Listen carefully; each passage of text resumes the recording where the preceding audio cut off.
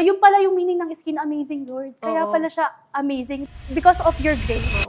So, sinugal namin yung natitirang pera namin dyan sa product na yan, yung tawas. Na-order kami agad ng 100,000 pieces. Ganon kami kalakas ang loob. Nag-rock bottom yung company namin. Ang lakas ang loob namin umorder ng 100,000 pieces.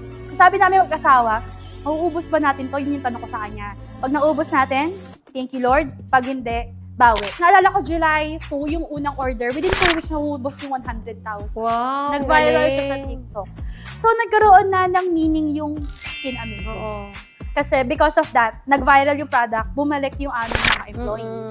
Yung usual sale namin dun sa general merchandise, nalagpasan ng current sale namin dahil sa brand. The skin amazing itself, na-revealed yung meaning niya na it's all about the grace of God pala, na how God amazingly amazed us doon sa pagkakasalba niya sa negosyo namin.